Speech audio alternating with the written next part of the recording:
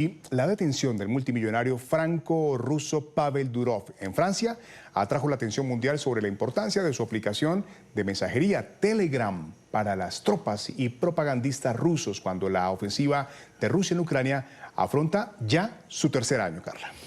Sí, Hugo, pues desde que Rusia invadió Ucrania en 2022, Telegram, que cuenta con más de 900 millones de usuarios activos, se ha convertido en una plataforma crucial para blogueros proguerra, para justificar la ofensiva y difundir desinformación. También han aprovechado algunos defensores de Irán, del tema de Hamas, así que hay unos temitas importantes para analizar.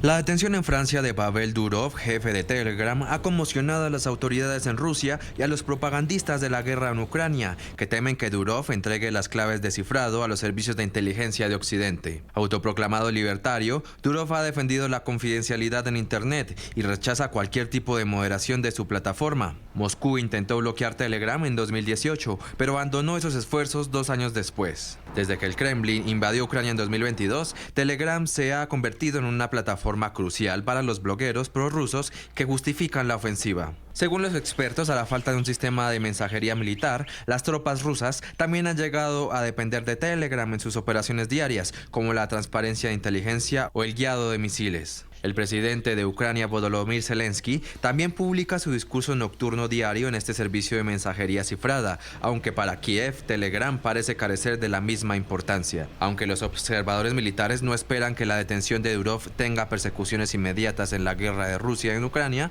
podría estimular el desarrollo de sistemas alternativos de comunicaciones cifradas en Rusia. El pasado fin de semana, Francia emitió una orden de detención contra Durov dentro de una investigación por presuntos delitos de fraude, narcotráfico, ciberacoso, delincuencia organizada y promoción del terrorismo, y lo acusó de inacción para frenar el uso delictivo de Telegram. El presidente Emmanuel Macron negó motivaciones políticas en el arresto. En un Estado de Derecho, las libertades se respetan en un marco legal, tanto en las redes sociales como en la vida real, para proteger a los ciudadanos y respetar sus derechos fundamentales. Corresponde al Poder Judicial con plena independencia hacer cumplir la ley. La detención del presidente de Telegram en suelo francés se produjo en el marco de una investigación judicial en curso. No se trata en ningún caso de una decisión política. Corresponde a los jueces decidir al respecto. Corresponde al Poder Judicial con plena independencia hacer cumplir la ley. La detención del presidente de Telegram en suelo francés se produjo en el marco de una investigación judicial en curso. No se trata en ningún caso de una decisión política. Corresponde a los jueces decidir al respecto.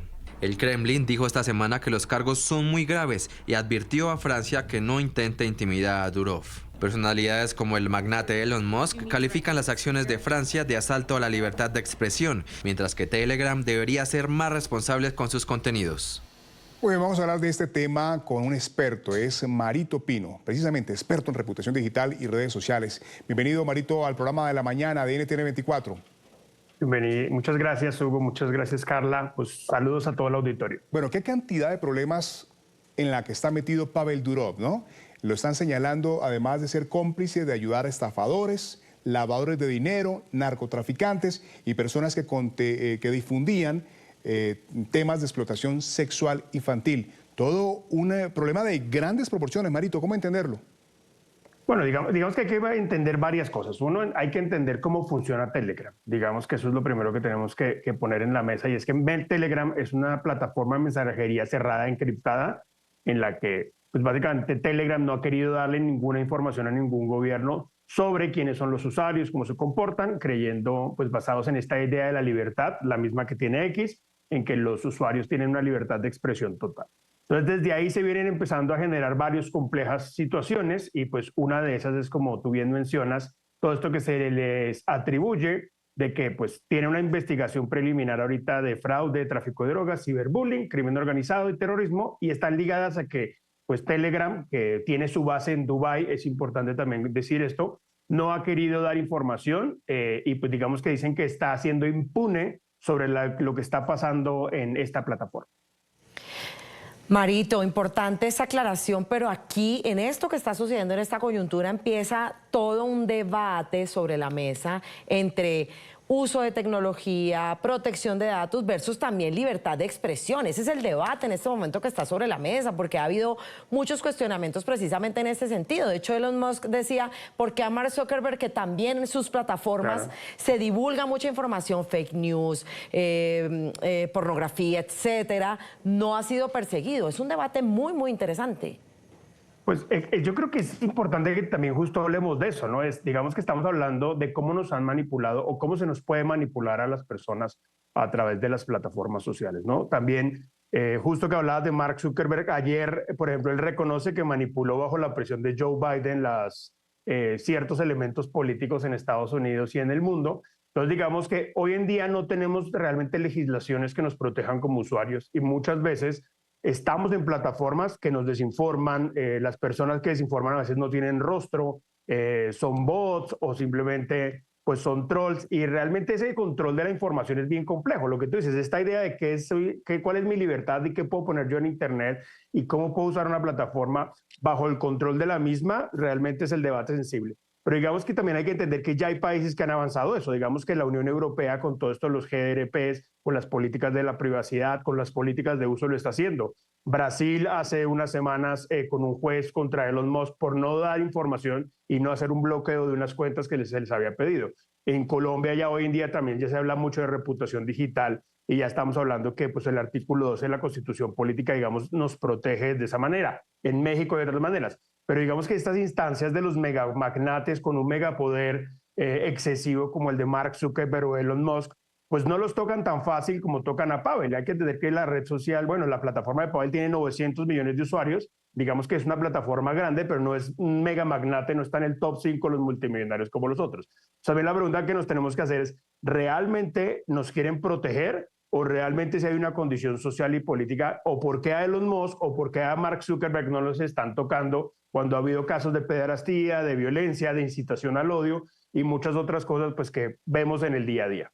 Bueno, pero tendrá también que ver algo de su nacionalidad, es franco-ruso, y con todo el tema de la guerra en Ucrania.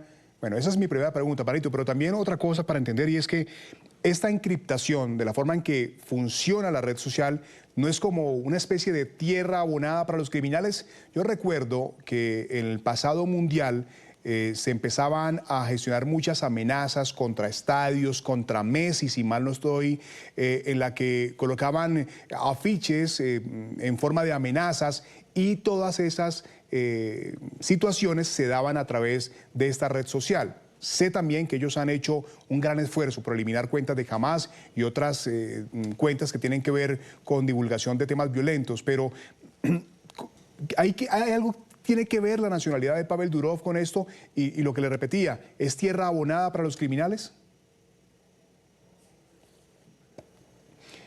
Estamos hablando en este momento con Marito Pino. Él es experto en reputación digital y redes sociales y nos está acompañando en la mañana de NTN 24. Marito, vuelvo contigo sobre este par de inquietudes que te hacía allí en esta pregunta.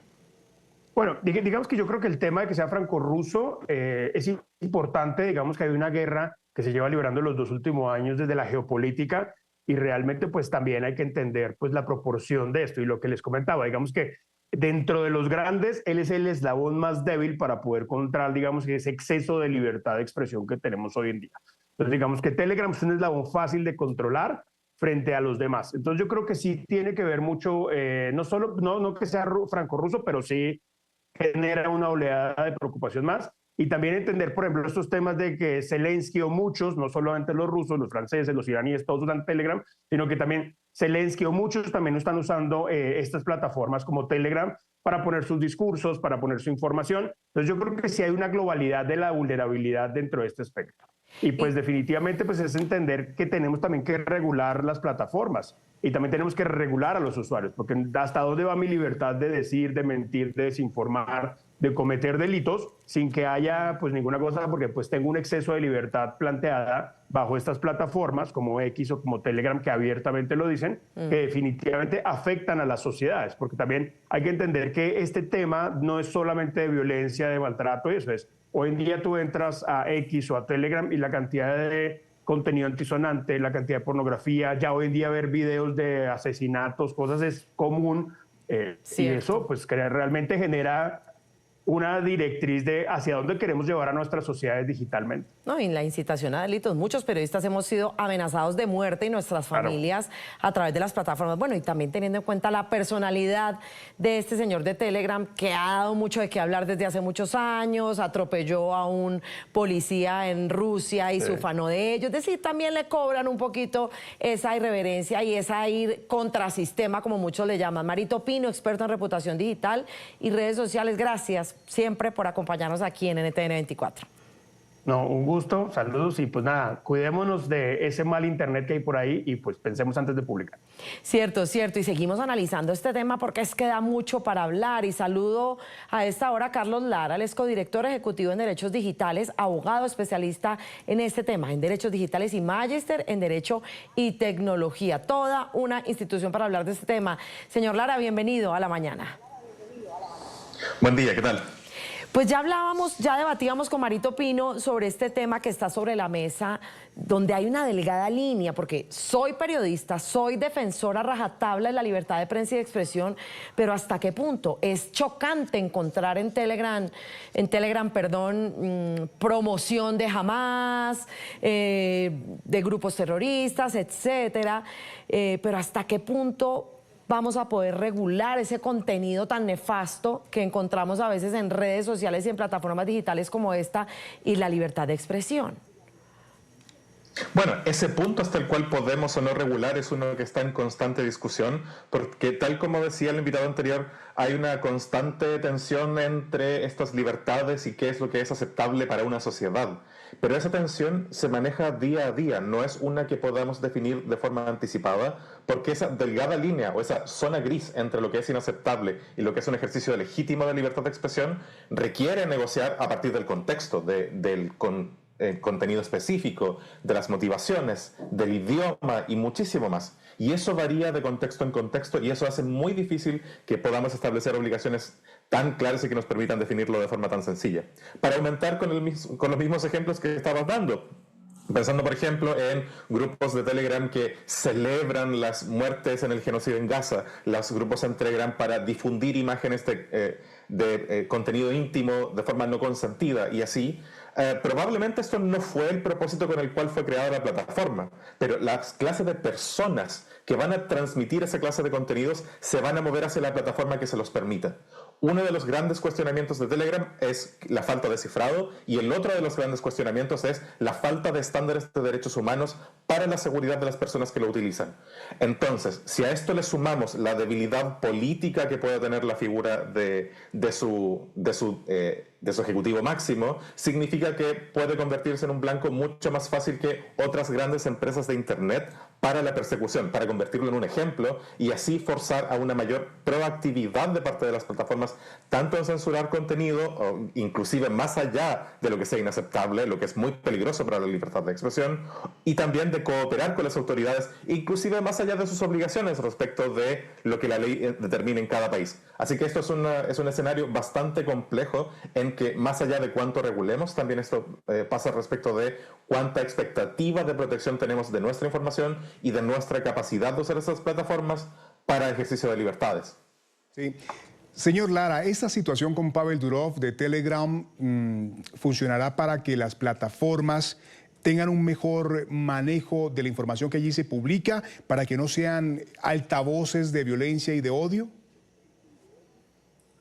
En parte sí, pero en la línea que hemos venido discutiendo, inclusive desde el invitado anterior, respecto de la presión política que esto significa.